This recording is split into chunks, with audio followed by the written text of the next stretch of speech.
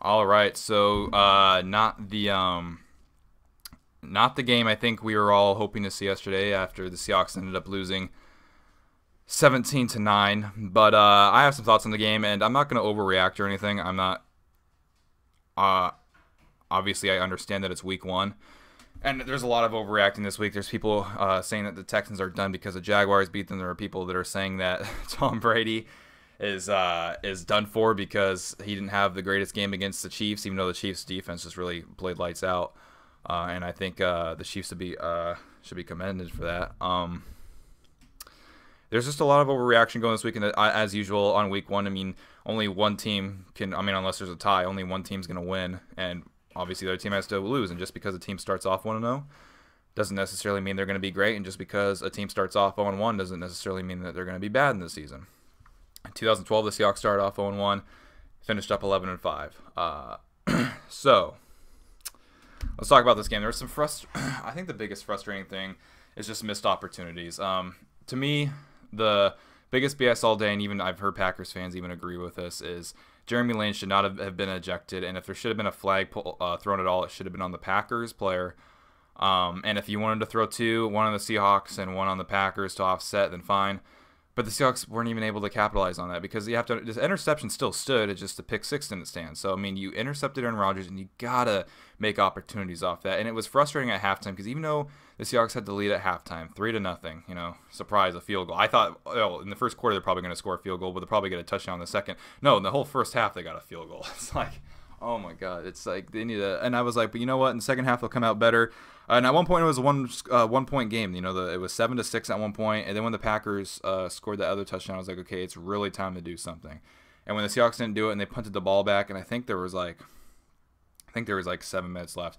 But the Packers did such a great job, their offense, of just every time we had them on a third down, Aaron Rodgers would either scramble to get the first, which he did a lot yesterday. It'd be like 3rd and 5, 3rd and 3, and you have to remember Aaron Rodgers is mobile, and he does that a lot.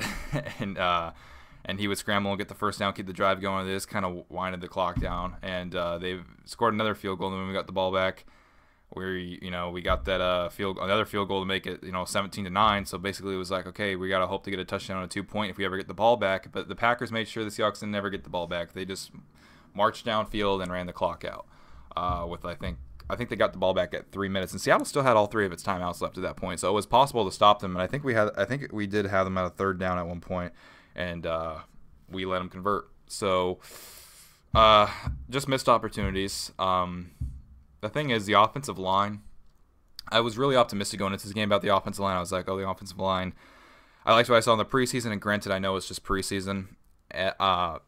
But if the offensive line does not get better, let's just say it stays like this, and this is just the Packers pass rush, right? You have to remember the Seahawks play the Texans sometime this season. I forget which week they played Texans, but they will play the Houston Texans this season with J.J. Watt and Jadeveon Clowney.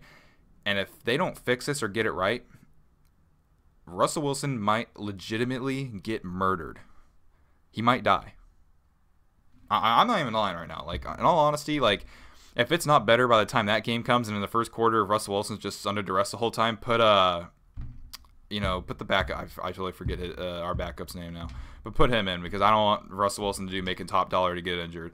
I'm being dead serious right now because when that game comes and if this offensive line is not fixed, I think every single play after the ball is snapped, defenders are going to be in Russell's face in like 1 second. They'll just be there right away. It's going to be like pushing chairs out of the way to get to him. So another fruit, and like I said, I'm not overreacting. I'm just putting thoughts out there. One thing I've been thinking about, and I was thinking about it last year too, because you keep hearing how great of an offensive line coach Tom Cable is, and he's been the Seahawks offensive line coach since 2011. So he's been with us for a while, obviously. Basically Pete Carroll's whole time other than 1 year. And at what point do we start looking at the teacher and not the students? Now, obviously the Seahawks don't give Tom Cable the best offensive lineman prospects to work with. We know that the Seahawks offensive line used to be somewhat tolerable, obviously, like in 2011, 2012. I didn't even say 2010, 2013, and even 2014 to a point, it was serviceable, and they got to the Super Bowl 2 of those years, in 2013 and 2014. But ever since, but it's never been perfect. That's the thing. Like, it's never been it's never been a top-notch offensive line. It's always just kind of been, okay, it's always been spotty, I guess is the word I'm looking for. It's never been top-notch. Even if Max Unger was making the Pro Bowl and Russell Okung was making the Pro Bowl, it still was never like a top-notch offensive line. And it's weird to say that when everybody says you have a top 3 offensive line coach in Tom Cable. So it's like, at one point do you start looking at the teacher? If you have a kid in school and you know that he's giving it his all, but he's just not getting something at one point, do you look at the teacher? Because if he's getting something in one class and not the other, I mean, you know what I mean. It's just a analogy I'm using here. So, this is what I think might need to happen when it comes to the offense if the offensive line doesn't get better. Because if it doesn't get better, the definition of insanity is is doing the same thing over and over again. I think the play calling needs to change to the point where instead of purposely trying to like wait for the pocket to be there for Russell and having just like plays like that, like you're gonna have to structure the offense more like you see some of those college offenses with mobile QBs where they're moving around and the wide receivers are moving with them. And I think that's what will happen. That's what will need to happen if the offensive line doesn't change. Like I said, it's only week 1. It's no need to do that now. But if this continues this season, as I said, the definition of insanity is doing the same thing over again and expecting a different result. You will need to do that now. Next week's game is a must-win then. So, and yes, I do say it's must-win because even though people might bring up the fact that, the Seahawks started 0-2 in 2015 and they finished 10-6 and still made the playoffs too. You don't want to start off 0-2, especially in the NFC. You do not want to start off 0-2. And we played the 49ers next week, and the Seahawks should be able to beat them. But here's the thing: they're division rivals. We almost lost to the 49ers last year, actually, in Week 17, if you guys remember that. Granted, we played in San Francisco, but still, they're still a division rival. They'll play us tough. It doesn't matter. Same with the Rams and Cardinals this season. It doesn't matter what the Rams or Cardinals record is. They're division rivals. They are going to play you tough.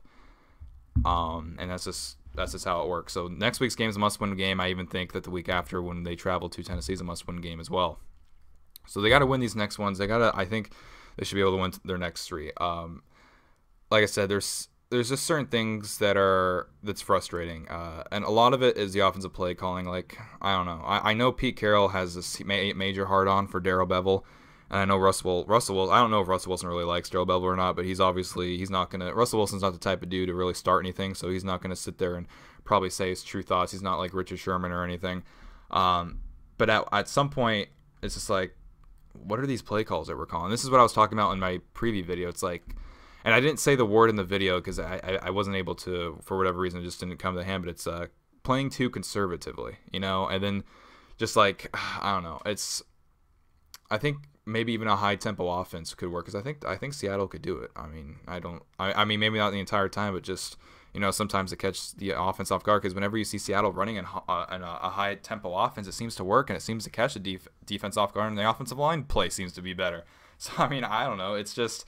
It's food for thought out there. Michael Bennett going off sides like usual was a surprise. But I do like what our defense did. I'm really surprised. I'm very happy with our defense. They only allowed 17 points. Like I said, I thought we were going to win 27-24, so I personally thought they would give up more points than they did. And also, one of the touchdowns that they got when they handed it off to Ty Montgomery wasn't necessarily really the defense's fault because Russell Wilson fumbled within the 10-yard line and gave the Packers great field position. So, I mean, if it wasn't for that, obviously Seattle's defense played lights out yesterday. I mean, I've been talking about this offense the whole time. The Seattle's defense played great.